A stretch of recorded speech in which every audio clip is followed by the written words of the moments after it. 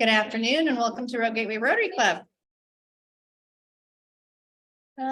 Jim Lefevre, can you come up and lead us in the pledge, please?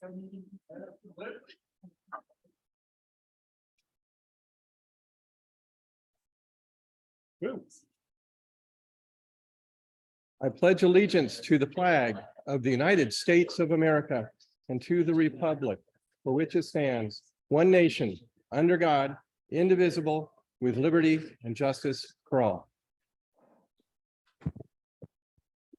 Thank you. And Lutz, I think you have an inspiration for us today.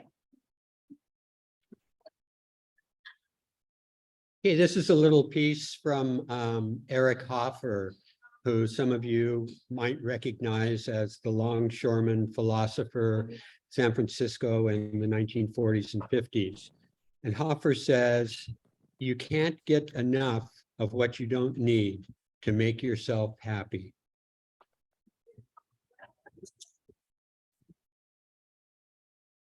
That's insightful. All right, looking around the room, I don't see visiting Rotarians here with us or on Zoom. What about guests? I know we have a speaker who will introduce in a little bit. Okay, well, welcome to everyone. I want to start off with an announcement about ShelterBox. I am sure you are all aware of the devastating earthquakes that happened in Turkey and Syria recently. And so we have a message from Peggy Carla, who is our ShelterBox ambassador. For those of you who don't know, ShelterBox is a nonprofit organization that has some close ties with Rotary, and they go into areas that have been hit by natural disaster or by war, and provide shelter and living essentials for those folks. And our club has been a ShelterBox Hero Club in the support that we provide to ShelterBox for a number of years. And so Peggy's message was that they have deployed their first team to Turkey to begin to understand the type of emergency shelter and essential aid items that people will need. They're liaising with the district governors of the 3 Rotary districts in Turkey and other aid organizations to ensure that together we help as many people as possible and don't duplicate efforts. She's going to be contacting us with more information once they've got details or to report. In the meantime, they're launching an emergency fundraising appeal. And so if you would like to make a contribution to ShelterBox, my recommendation would be that you write a check to the RG Rotary Foundation and put ShelterBox in the memo line. And then we will work to get all of the funds collected from our club to ShelterBox in continuation of our support of being a hero club for ShelterBox. And if you have any questions, please feel free to reach out to me. I know Jim Lefevre is pretty involved and passionate about ShelterBox too. So if you've got questions about what ShelterBox is and what they do, please don't hesitate to reach out. But that's one small way we can hopefully make a difference over there. All right. Margaret, you want to make an announcement about the Super Bowl?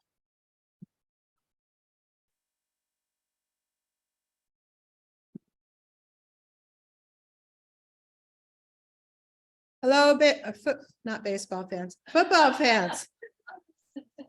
As you know, I'm not a big football or baseball fan, but anyway, our Greg Fishwick has been stricken with a really, really bad case of carpal tunnel syndrome. And he's having surgery coming up on Valentine's Day.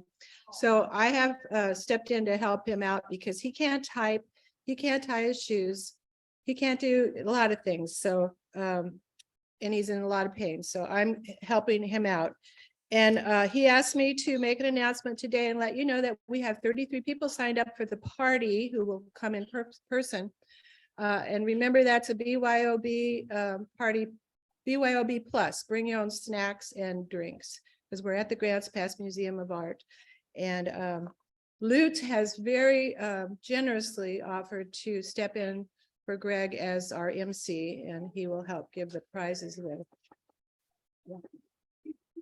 Thank God, because I don't know how that works. Patty, Toronto has done a great job of getting a lot of door prizes. We're going to have a lot of fun, and Right, by your Rotary friends. So let's see, this is the last chance to sign up today. If you want to sign up for some squares, the board is in the back. Just let me know. We'll put your name on this yellow list. Don't put your name on there without letting me know how many, and because I'm not as good at this at guessing as Greg is. But we are on the back side of the board now. So we fill the whole front of the board and we're working on the back side.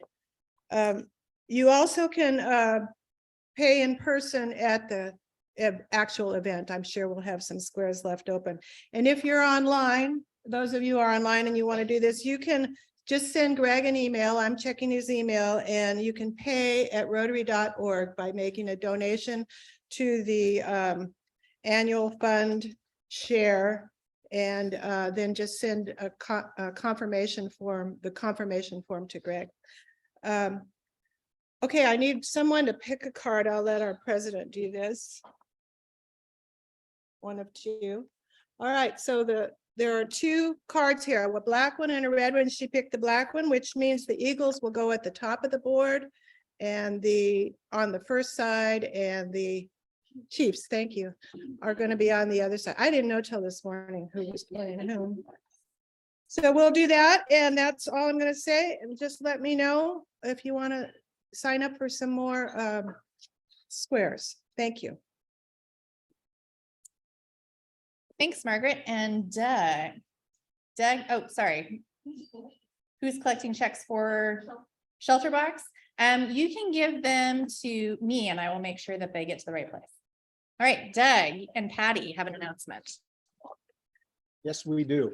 So we are here about Porch Fest. We have started gathering signatures yesterday or 2 days ago. And tonight we're going to gather signatures, and Saturday we'll gather signatures. And what gathering signatures means is we go door to door and we ask the neighbors to sign a form that the city provides that gives us permission to close the streets down. So that's our first step in this whole event.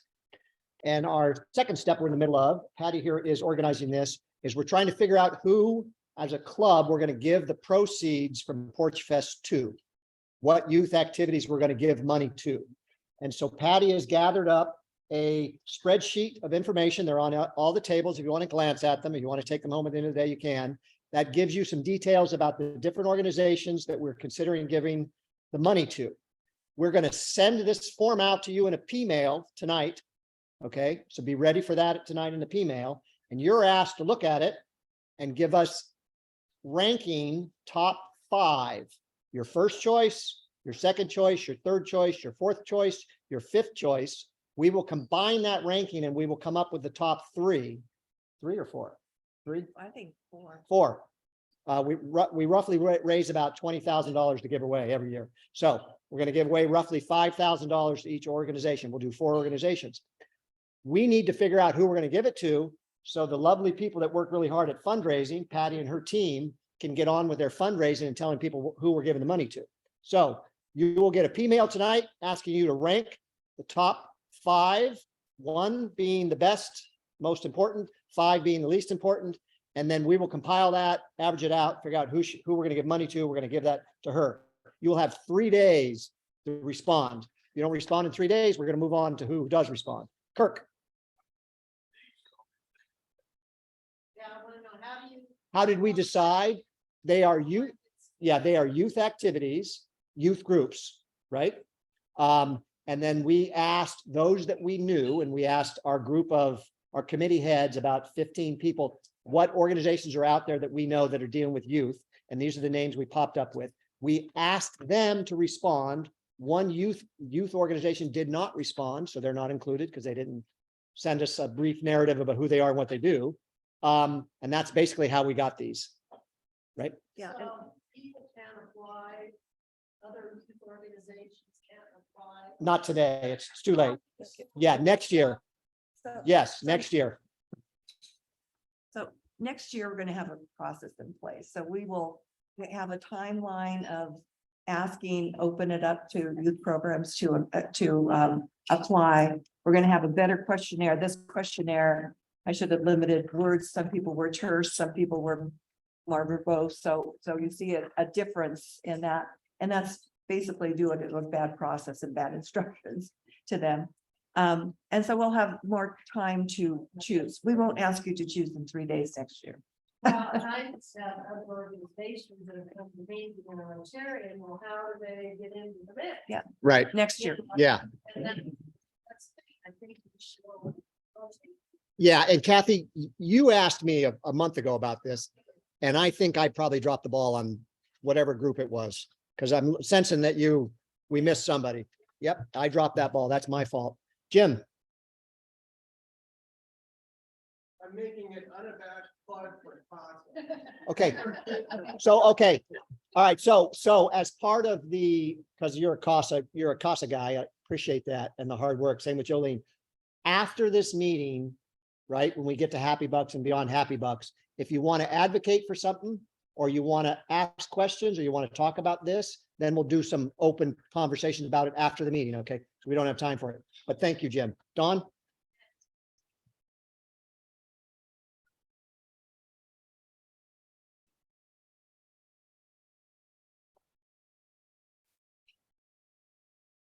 We didn't have that this time, but next year. Yeah, next year, we're gonna put in a caveat about if you've gotten 3 years in a row of funding, then we're gonna skip you for at least a year. Something like that is conversation we had as a group. Mhm.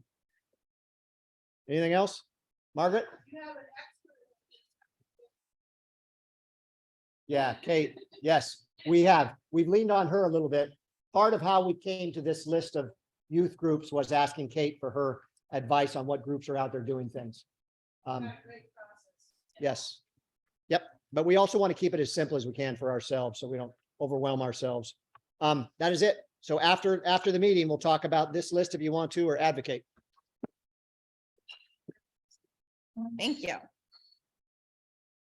Okay, I think that was Tommy.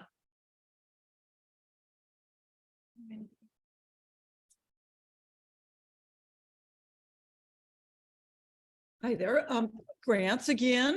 So we're gonna have a meeting in March, end of March. So if you have a group that is interested, this is not limited to kids, but it certainly can be kids. So we're looking for people that are interested in going for a district grant match. I know Jim Huber has one idea, and there's multiple ones out there. So do get a hold of me. We have a easy application. And then in that March meeting, we'll ask you to kind of explain the group that you're supporting, or have them explain themselves. And then after the group, after all of us choose who we wish to go forward to the district with, we can only do 2.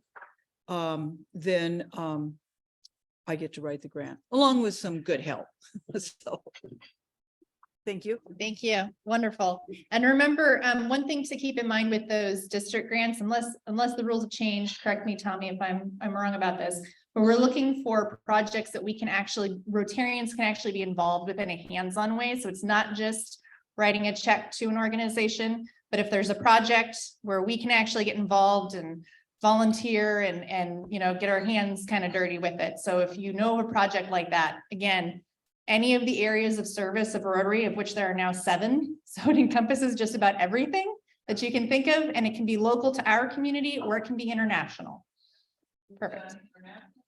Local, and an example of hands-on is when we did the little library. We all got together, made a little library at his house, and then you went and posted them. An example of being hands-on in another country is that we know those Rotarians there, and we get together with them, but not all.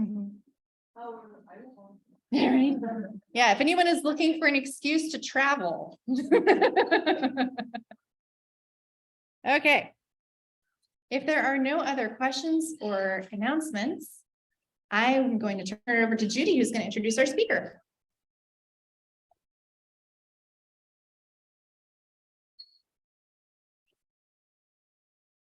Hi, everybody, and hello, Zoom land.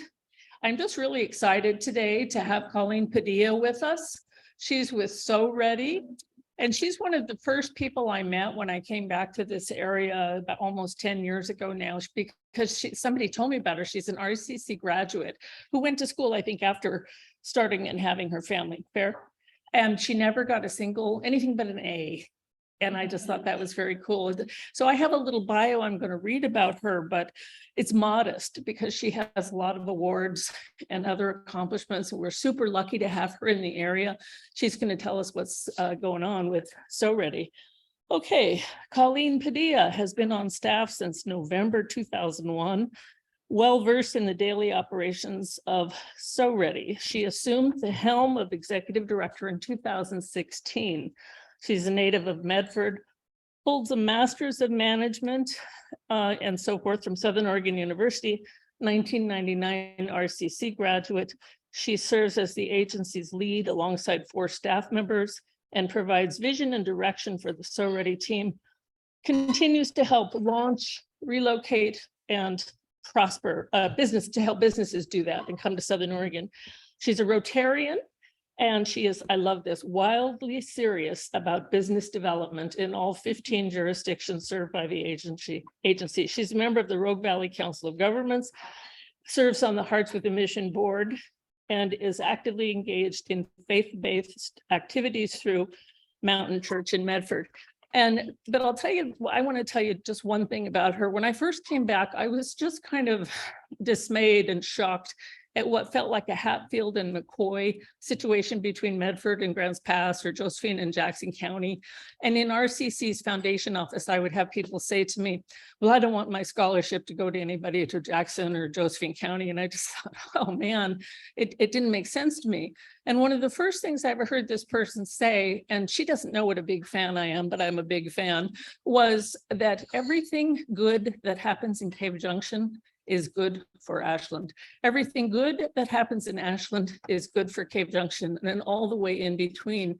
And it's probably a more positive, healthy way to embrace, our community. She helped me discover businesses that might be interested in RCC and provided me a list. And she's just really a great leader, and I'm really happy that she's here. Oh, and ask her, after we finish, somebody ask her about her pro bowling career.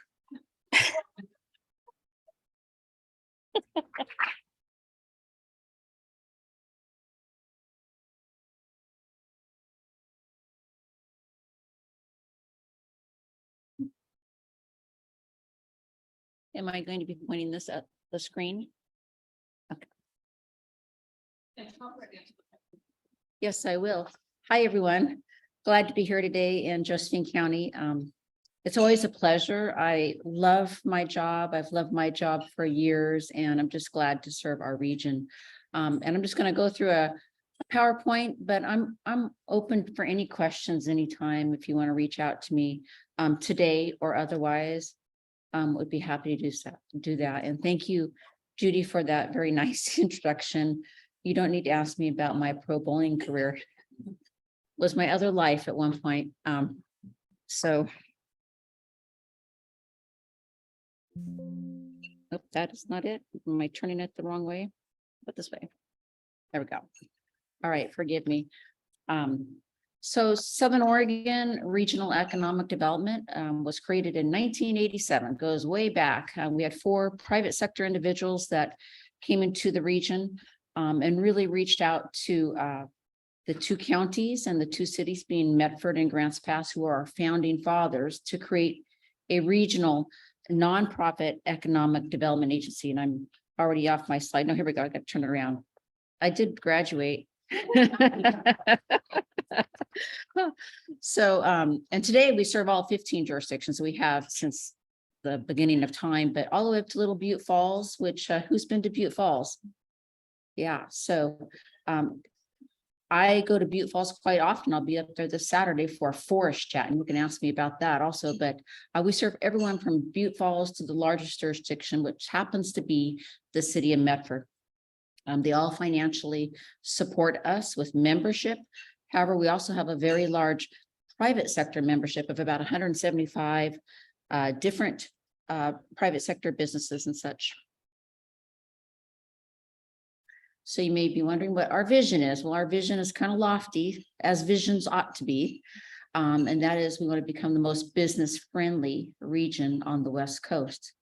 On a daily basis, our mantra really is to help every business that we interface with just take the next step whatever that may be, they need financing or other things that we could provide, or we refer them to someone like the Small Business Development Center at Road Community College or Southern Oregon University.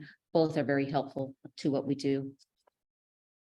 The mission is a little bit more wordy, but it's to advance businesses in Southern Oregon so that we can foster economic vitality by helping companies and entrepreneurs launch, relocate, and prosper. And those are kind of our three buzzwords.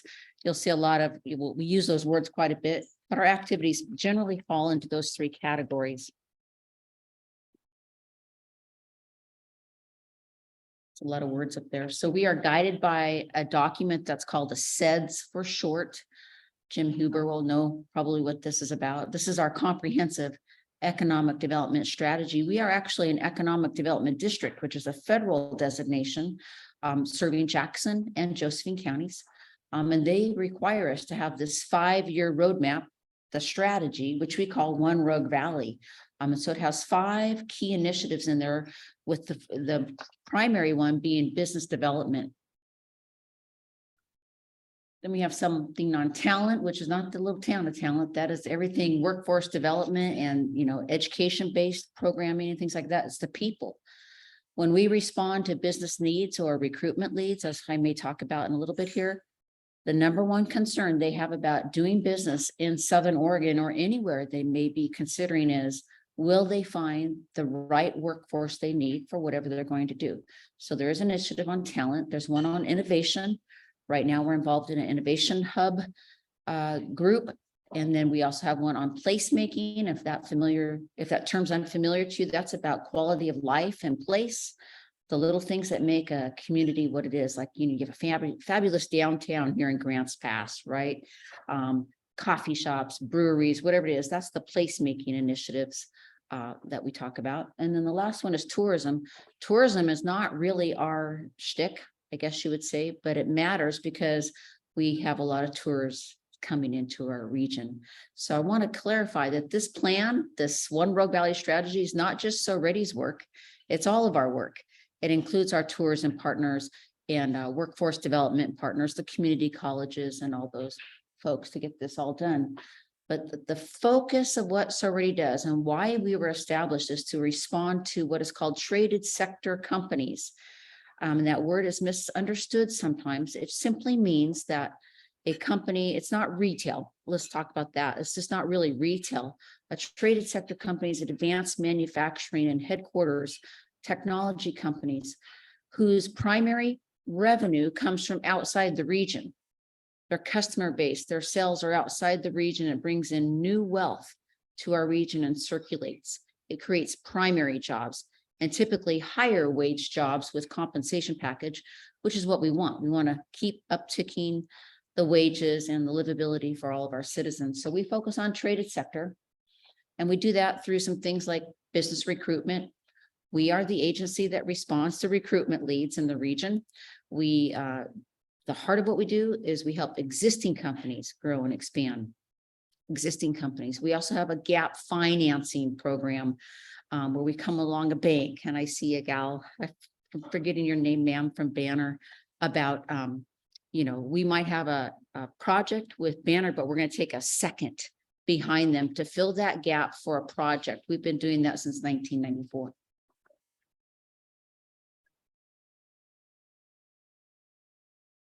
So our primary work, I'm going to look at this, it's easier to look at this. We develop and maintain relationships with businesses all the time. That is our primary work, because in that SEDS, the One Rogue Valley, which is One Rogue Valley, all 15 jurisdictions were in it together, much to Judy's point about what benefits Butte Falls, benefits Medford or Ashland, Grants Pass, and etc. I could talk more about that. And here's the thing. I live in Medford. I came over here. My daughter works over here. She lives in Medford. Many of you have probably been on the freeway in the mornings or in the evening going home, and you see a lot of cars going back and forth. Why it matters so much is that if a job is created in Ashland, the state is dependent on that income tax. We don't really have sales tax for the most part, a few pockets here and there. in Oregon. So with the state is dependent on income tax. So if a job is created in Ashland, they're spending money somewhere else, and they're probably not even living in Ashland. They're living somewhere else. That's what you see going back and forth on the freeways. There's actually data that comes from the Oregon Employment Department that tells us all about commuting patterns. It always lags a couple years behind, but the last data we had is this: 17.2% of the workforce population in Josephine County commutes to Jackson County for its primary job. 17.2%. It's about 4,500 citizens, somewhere in there. 5.5% or 6% of Jackson County primary workforce, those in the workforce, commute to Josephine County for their primary job. It may not be every day, particularly since we went through the pandemic, but their primary job is over here. And it's about 5,000 people. That's what the traffic is. We also have, just an FYI, about 100 people that commute from Siskiyou County, California, over into Jackson County for their primary jobs. So the point is we share one workforce, and it's going all over, and the workforce is really what makes things get done in our manufacturers or headquarters or technology companies. I mentioned before that we do respond to new company relocation leads. We get them code names for a reason.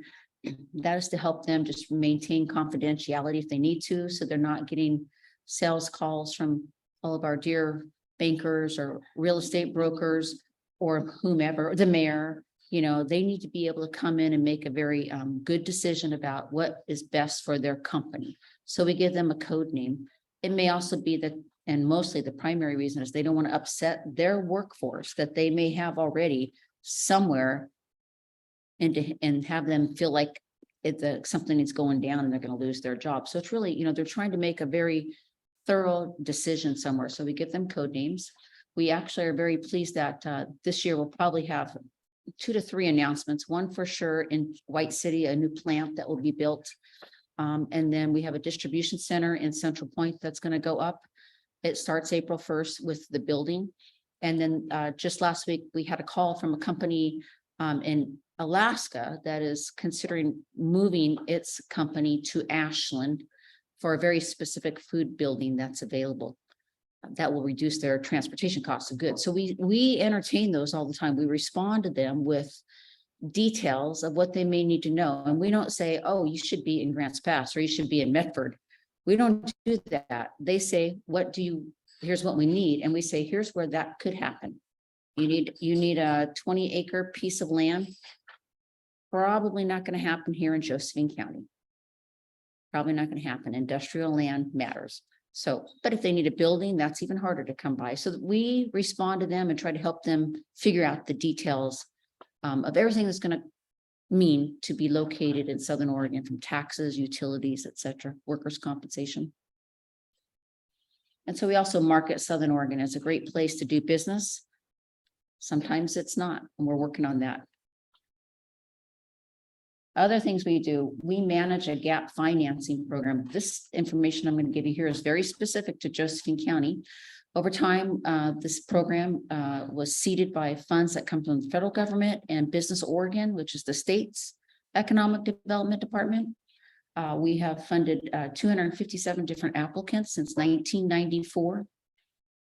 And just in Josephine County, that was 8.4 million and some change of gap financing to the banks or to another institution that was invested here in Josephine County. It was 108 different applicants. And those applicants created 686 jobs. That's on the low side because that's only counting what's on their application with us. There's always more. And this is since 1994. You see those percentages up there? That's the percentage of the loans, the number of jobs, etc., of the whole. So for example, 108 companies in Josephine County, that's 42% of the whole pot that we've provided gap financing to. Your population in Josephine County is only 28% of the whole region. So what does that tell us? That you have a lot of entrepreneurs and a lot of businesses tucked out and about that need that assistance, and we were able to provide that. We're very pleased to say that this year, last year in June, we actually paid off our last note to the federal government. So SOREDI is actually debt-free. And what's really cool about that, it removes all those federal restrictions so that we can be more flexible and creative with funding to do whatever needs to be done. We just yesterday approved a loan, our loan committee approved a loan yesterday for a restaurant that's considering or planning to go forward with a restaurant in Jacksonville. You'll see some of the different companies we've helped over time, Rogue Truck Body, Encore Ceramics, the Bohemian. Maybe you've seen some things going on at the Bohemian. That's funded in part by SOREDI. We are also the enterprise zone manager, which is an incentive that the Oregon legislature created almost 40 years ago. What it is, it's property tax abatement for traded sector companies. It's not available to retailers. It's companies that are going to create those jobs. And most of the money that revenues they have come from outside the region. They get property tax abatement on their new incremental investments. And that's what's important to cities or jurisdictions is the new capital investments that's going to create some property tax, which funds all of our services, public safety, sheriff, and other things like that. So it is also available to headquarters. And in our region, it's available to hotels because of our strong reliance on tourism. So that's done by the sponsors. There's 4 different zones. One's Grants Pass, one is Medford, and then there are 2 county zones. And over time here in Josephine County, we have done, it's hard for you to see, Josephine County has had about 52, I'm looking at my numbers here.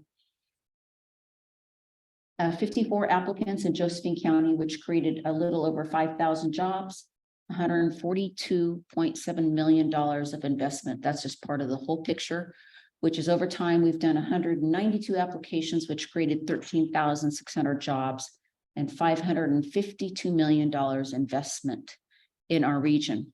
Those are the ones that took out the enterprise zone application.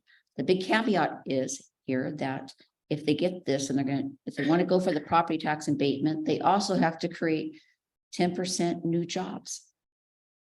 10% new jobs. I'll give you an example. One of the first enterprise zone clients, actually what triggered it over here in Josephine County is Master Brand Cabinets. It's the second largest property tax payer in Josephine County. In 2001, they wanted to do an expansion. They had 342 jobs. They wanted to add 300 and they were investing $16.5 million in that plant. That was in 2001. So they didn't pay their property tax for a few years, 3 years. And now it's back on the tax roll. That's an example of a company right here in Josephine County, which has quite a few jobs, goes up and down with what's going on in the marketplace. But that's one example, along with all these others. You may recognize Fire Mountain Gins, Weekend Beer Company, Rogue Truck Body, to name a few. So during the pandemic, we all pivoted, right? Here's what SOREDI did during that time. We're uniquely positioned as a economic development district, having a single audit, lots of experience with loans. We pivoted to provide grant administration for all 15 jurisdictions for monies that came through the CARES Act, through the counties, went out to businesses in those jurisdictions. This is just a snapshot during a 143-day period. We looked at over 1,100 applications for grant funding.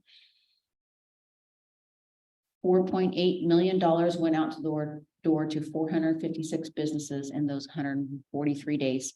And I might say it was shortly after we hired 2 brand new people and everything was done remotely. And that's not all that we've done, but that's just a snapshot. We also did some grant administration for Josephine County for their ARPA dollars. And we've done a lot more, but that's just one snapshot. We all have to pivot like a business every day. So then we were also impacted by the wildfires. And of course, Josephine County was not hit by those wildfires. And we're grateful for that. Jackson County was actually the worst of all the 7 counties in the state. So we were able to hire a disaster liaison. His name is Terrell Roper. Through an EDA grant to provide services to those businesses, 100 or so that were lost. Some of them are solo entrepreneurs. We worked with the United Rotary Clubs of Southern Oregon, of which maybe you contributed to also get some grant dollars out to the sole proprietors, the ones that lost their homes, that also had business assets in the home. So we helped with the Rotary to get those dollars out. And then during this time, I was just sharing this with Kate. During this time, we were finally able to stand up our own nonprofit arm. We're a 501c4. SOREDI is a 501c4. We set up a nonprofit charitable organization called the SOREDI Foundation. And we raised some money through that. Also, $100,000 to get out to businesses that incurred losses. I think it was about 45 businesses that got that money. So we are also advocating for a carve out of funds. We did advocate for a carve out of funds from the Oregon Housing and Community Services. And let me tell you a little bit about that. There's the federal government is sending $422 million to the state of Oregon through OHCS for the fire impacted counties. There's 7 of them. Jackson County had the biggest hit. It's all primarily for housing. No doubt that that is super needed. But we also had business losses. So we advocated for a carve out just so that we could also respond to the business losses. And after a lot of public testimony and stuff, they actually heard us and they changed it. So now in the whole state for all 7 counties, there's something called PIER, PIER, which stands for Planning, Infrastructure and Economic Revitalization. In our region, we now have $13.8 million set aside to respond to those things. And SOREDI is going to do some things. And one of our hope is, we're still waiting for the rules to come out. You know, it's federal money going through the state. So there's just a lot of process points, but we're waiting for all the rules. But what we're hopeful to do is take a portion of that money, $1 million is kind of what we're starting with, and stand up a special loan fund for those businesses that were impacted by the fire that have a need and can demonstrate the losses to get a loan to get back up on their feet again, interest only. And then when they're back up on their feet again, we would just like to forgive the loan. Just forgive it. Because this is grant money coming to us. So that's one example of what we hope to do with some of those funds once we know the rules, and those funds will be available for about 5 years in the state. So how can you partner with SOREDI? You can just be curious. I'm not going to go in order here, but the biggest thing is be curious about business. When you visit with someone in the elevator or in a Rotary or out in the parking lot, ask about their business and understand what they may need so that we can provide services to them. And then you can refer them to SOREDI, or you could start with the SBDC that provides business counseling. We have lots of partners. It's not a one-man show. We're very collaborative in this. So be curious about business and appreciate the beauty of our entire region from Butte Falls to Cave Junction. Told you about Butte Falls. I'm on the Rogue Valley Council of Governments board, which has a lot of jurisdictions come and they're on that board, including the mayor of Butte Falls. Now I'm a native of Medford, and I remember the mayor talking about 452 citizens, how they are going to purchase the land around their little town, 400 acres of forest land. And then, you know, one of their things is they really want to clean up and have more economic impact from the falls. I'm like, wait a minute, there are falls in Butte Falls? Wait a minute, there are falls? I didn't know that. So maybe you don't know that, but there are waterfalls in Butte Falls. And back in the early 1900s, that used to be a mill site. Butte Falls was created because there was a company town there for the mill. The wood flowed down the creek into this mill. Really wonderful pictures that we have now. Then it went away and they deeded that land to the little town of Butte Falls. And they were successful last year in purchasing those 400 acres around their town for fire resiliency, forest stewardship. I'm on the economic vitality committee with them. And then they want to create trails for mountain bikes and stuff like that to bring visitors to Butte Falls. I want to encourage you today, go see Butte Falls and see what they're all about. And then I also recognize that we are one Rogue Valley. Going back to what Judy said, if there's a small success in Merlin or a small success in Central Point, celebrate it, because it's another job for a person and that business that impacts all of us, because we're commuting all over the place and spending money elsewhere. It's not, most people do not live in the same town that they work in. And then support SOREDI services far and wide by being collaborative, look for an opportunity to participate. Again, it's not just SOREDI's work. It's all of our work to be ambassadors for Southern Oregon. And there's so much more that I could talk about, but I'm going to stop there so that you may have an opportunity to ask me a question if you are interested.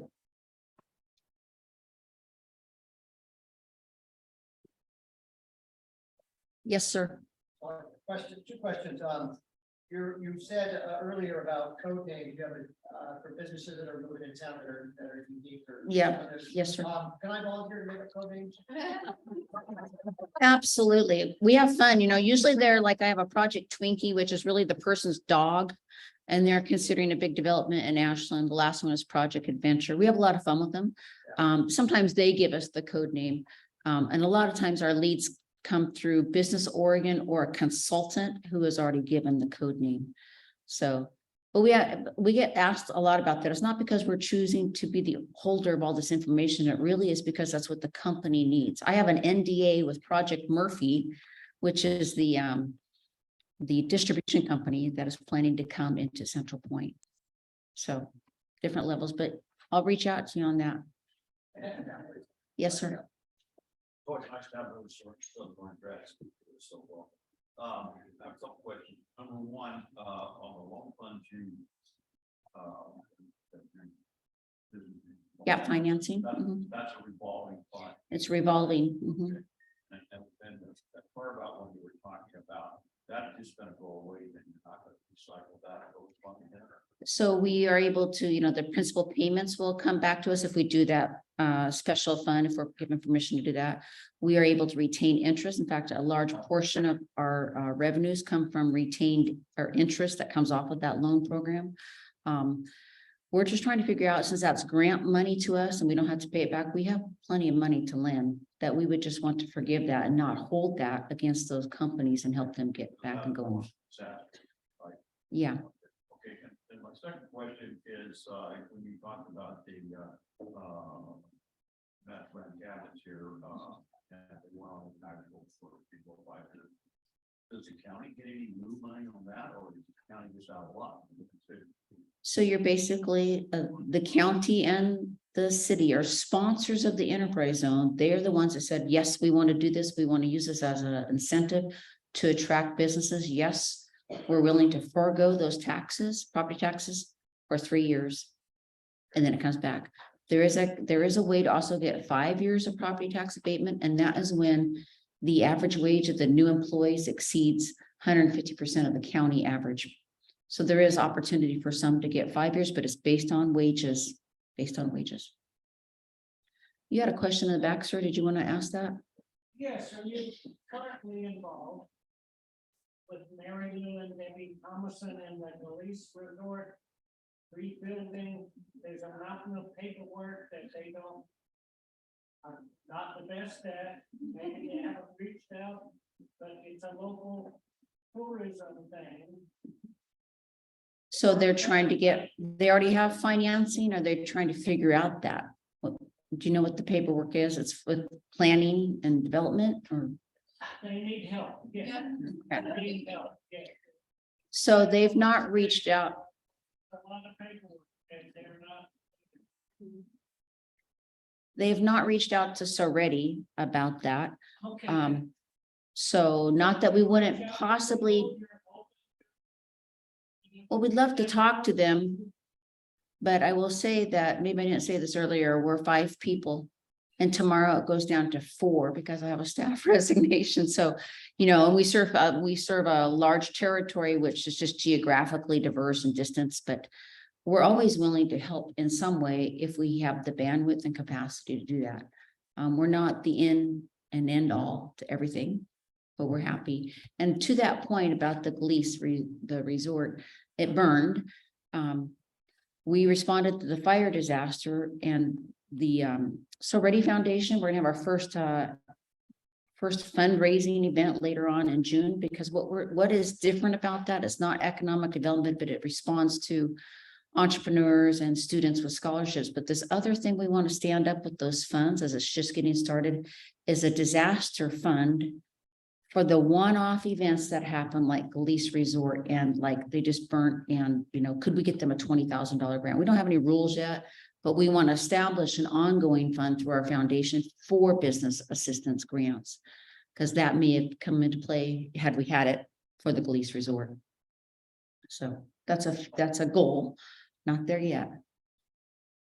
Other questions? Yes, Judy. I want to know what's your Hit me. bowling Oh, for crying out loud. goal and why did you stop? So bowling was something I did for fun with my parents for a long time. I reached all my goals. For a long time, as a very young person, I wanted to be a professional bowler. I bowled regional tournaments. And I did well at that, but I was also trying to raise a family, and it just doesn't always work that way. And I decided not to go that direction, which is fine. But I always comment on bowling as my other life, because I was for 10 years the director of the state high school bowling program in Oregon. I coached the Crater girls bowling team for 7 years and North Medford boys for a couple of years. I was head coach at the bowling center for many years. So it's just my other life. And believe it or not, I don't bowl today.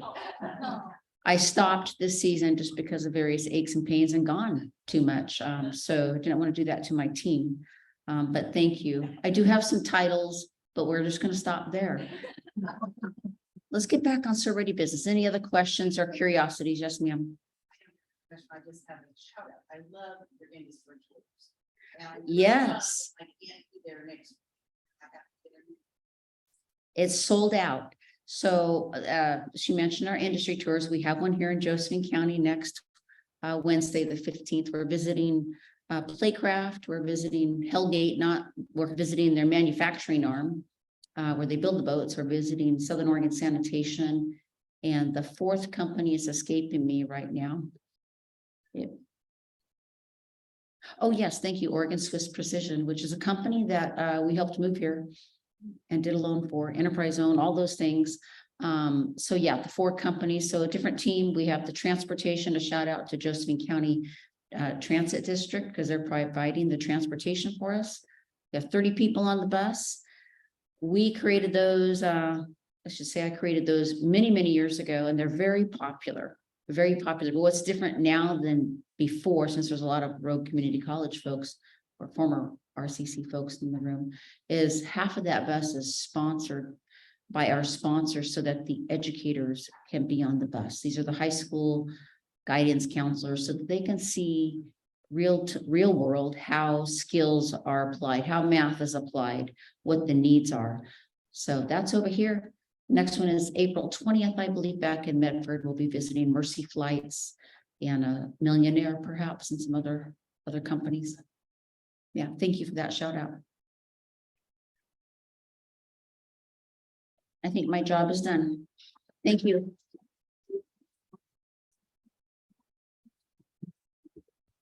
Thank you. All right, Jolene, we have Sergeant at Arms.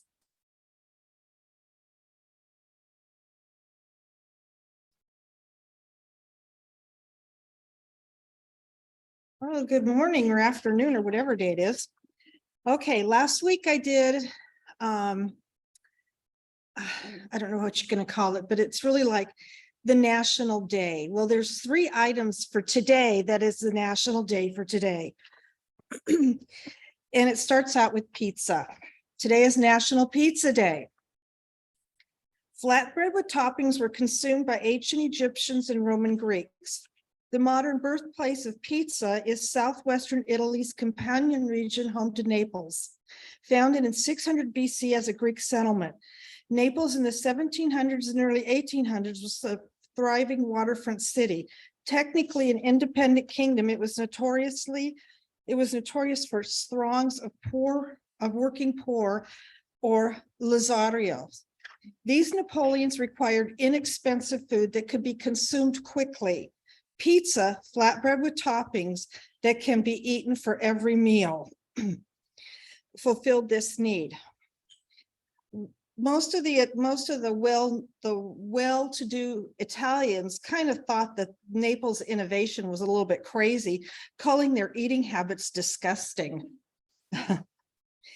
King Umberto I and Queen Margherita visited Naples in 1889. Legend says the traveling pair became bored with their steady diet of French cuisine and asked for an assortment of pizzas from the city's Pizzeria Grande, founded in 1760. The variety the Queen enjoyed the most was called pizza mozzarella. The pie was topped with soft white cheese, red tomatoes, and green basil, much resembling the Italian flag. Since then, this particular choice of topping has been dubbed the Margherita Pizza. This is also National Opera Day. And opera is the key part of the Western classical music tradition, originally understood as an entirely sung piece in contrast to the plays with songs. Opera originated in Italy at the end of the 16th century and soon spread throughout the rest of Europe. I'm skipping a lot of this because I can't pronounce a lot of these names. I'm just bad with foreign names, unless you're an Anderson or my family Sigvalson. Anyway, in England and in the 17th and 18th centuries, Italian opera continued to dominate most of Europe except France. French people just didn't like it. They attracted foreign composers such as George Frederick Handel and Christopher Willibrand Gluck. The most renowned figure in opera was Mozart. And he did a lot of his operas in the comic areas. He loved the comic things about operas. So the third national day is Read in the Bathtub Day. Oh yeah. Make sure your environment and bath are comfortable for lounging and that you have everything you need, such as reading materials, plenty of hot water on tap, bath bombs, bubble bath, bath salts, and plenty of your favorite bath time products. Fluffy towels, ideally warmed on a towel warmer or over the radiator, which I really don't think none of us here on the West Coast have those radiator things anymore. And then you need to have optional background music. Try opera since it's a day too. And refreshments. Don't forget the pizza. And your cell phone for those annoying spam calls. And please have a great day.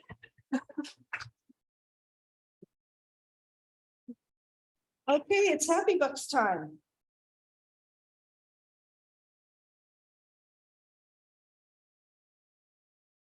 I've got a few happy bucks for Brenda Patton.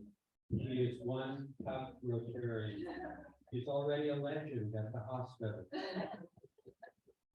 When she went in for her arm being broken, they said to her, "We're going to have to recreate it and set it, and so we're going to knock you out."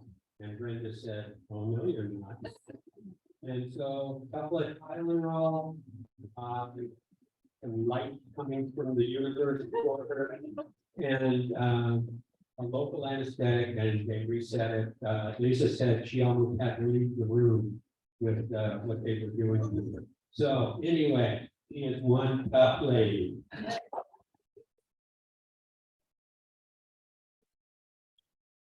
One bad thing about it is that she took over my recliner chair in front of. Okay, Brenda, that's your turn. All right. Well, I have a bunch of happy bucks, because a lot of things are going on. I actually wanted to do happy bucks 3 weeks ago, because I got my first passport, which then allowed me to travel to Mexico to visit Ellie with Doug Walker. And it was a wonderful trip. Doug took such good care of me. When we got to Mexico, Ellie took good care of me along with him. I got home safely. I got to spend the night at the Walker's house. Not only got to see Chris, but Maddie was there as well, her boyfriend. So I got at least 3 happy bucks right there. Of course, it's sad buck. I went home, I unpacked, I put my suitcases in the laundry room, but I couldn't put them away because I had a bunch of stuff I had to put away. And I tripped over my suitcase and fell and broke my wrist. And the fellow that helps take care of the place called Lisa right away because she's the go-to person. When he needs, when he could come help me with something like that. Lisa took me to the emergency room and was with me there for 5 hours while I was getting this, that, and she came home and let me take Luke's chair, and I had to take it away from their dog Willow as well. So then, there's nothing you can do when you don't have your right hand. I can't brush my teeth, I can't take a shower, I can't wash my hair, I can't put my clothes on or take them off. I can't open my door box. But I am so blessed because my good friend Jamie came and said, I will take care of you. She had gotten recertified as a CNA, and she's been doing all those things for me, driving me around. We're having a wonderful time together. We're new best friends, and that's worth at least $5. So I probably actually could give $1 for the fact that I become very good at using my left hand for writing. I had 12 crossword puzzles waiting for me when I got home from Mexico. And I tried filling them out with my right hand and there was no doing it. I tried with my left hand. It was pretty hard and I couldn't read anything, but I'm down to on my 6th one and I'm getting pretty darn good. So I have a strong side. Anyway, I got a pile of happy bucks. All right, great. And I want to thank Doug. So he was the most wonderful person to travel with. I would have never made it through this airport trying to figure out what we were supposed to do if I hadn't had him. So a lot of thanks to him. It made a wonderful trip, worthwhile. And visiting Ellie in Mexico was so wonderful. And having been down there for as long as he has on a regular basis, he has a great circle of people down there. And Doug and Ellie and I actually went to a Rotary meeting too. And met some interesting people, so it was overall it was good, even the bad is good.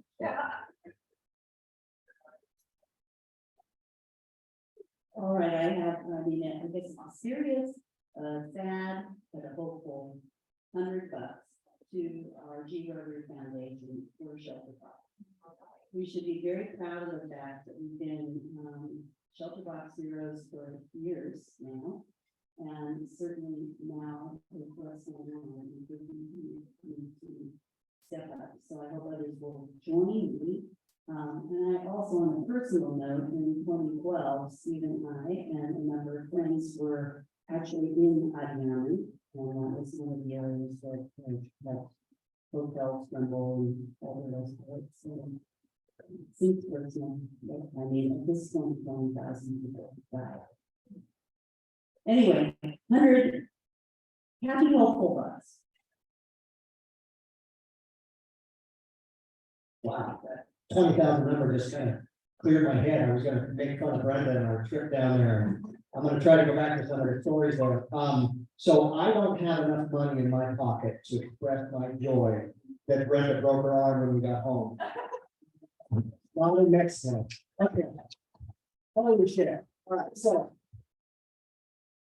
we're in Mexico in a small village where nothing is straight, nothing is level, nothing's flat. The roads are made out of rock, cobble, not cobble flat, but rock, river rocks, nothing flat. And so Brenda walks the whole time with her head down, trying not to trip.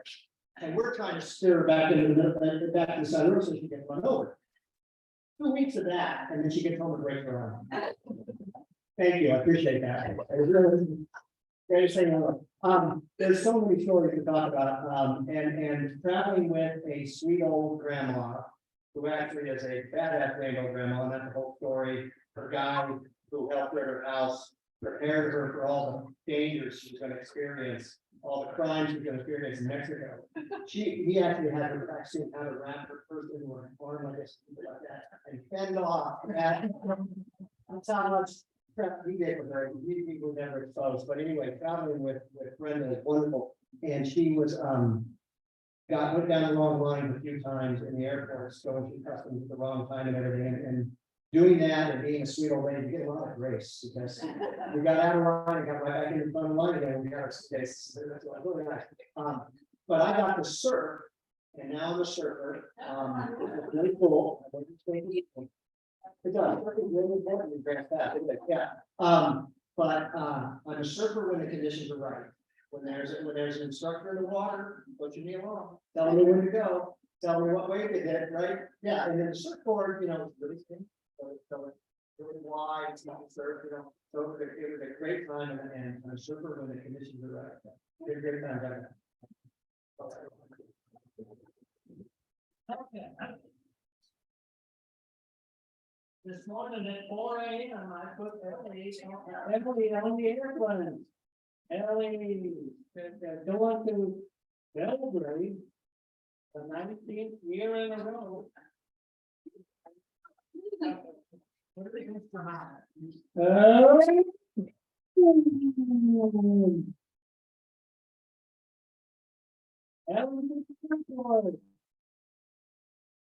you're a traveler? 19 years in a row. What? Bon voyage. Hopefully you'll return. That's it. Yeah, okay, travel, it's a challenge. Some are new to it. Some are scarred up by it, but anyway, there can be an education if you embrace travel. Look, there's Margaret.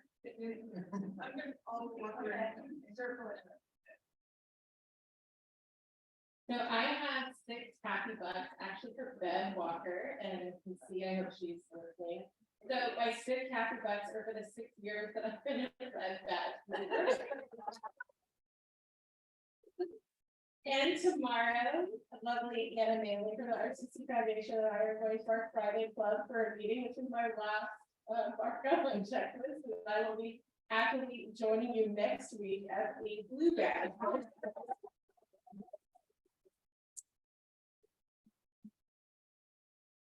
I got 20 happy bucks because a year ago, my daughter said, what do you want to do for your 80th?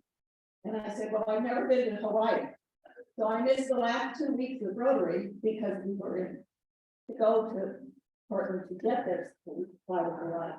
And it wasn't a normal trip because they had storms and everything was muddy and the roads were closed and everything. But we had a fantastic time. My daughter, daughter-in-law, and a 10-year-old granddaughter, and we just had a little bit of fun.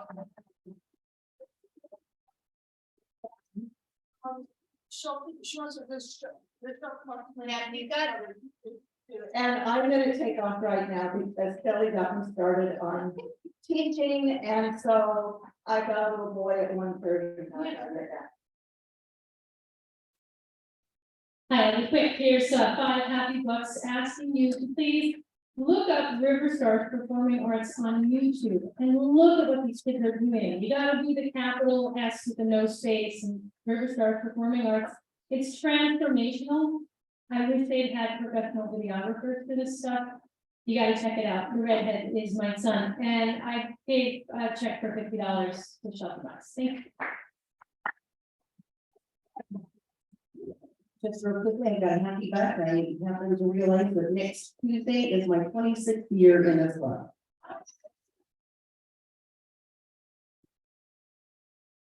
I have a happy buck that I found walking when I was walking on the street last week. So, and I just want to give this to all of the parents who step up to the plate. And help when help is needed. I really appreciate it. And I also will match down $100 to help with that. I feel been a great supporter of the shelter box over the years, and my club was the Deal Club, and I will contribute $100 to that. And it's 21 weeks in a row, no wild polio fire. Everybody in Zoom land. Just Bev. Nobody in Salem. There you go. Bev, you're the last one in Zoom land. Do you have any happy bugs? I missed what, I think Julie said about in my honor, but thank you, Julie. And whatever it was, and I'll, give $100 to the shelter box, and I will give $20 to Happy Bucks to have my husband back and everybody back safe and sound, and Brenda too, for being partner in crime. Okay, thank you. Thanks, Bev. Thank you, everyone. All right, next week, we have Student Above Self. And we will also be joined by Mr. Valenzuela from the Three Rivers School District to hear more from him. Don't forget about the Super Bowl party on Sunday. If you haven't already RSVP'd, let Greg know you're coming. And the thought of the day is a quote from John Wesley: do all the good you can by all the means you can, in all the ways you can, in all the places you can, at all the times you can, to all the people you can, as long as ever you can. All right, have a great day.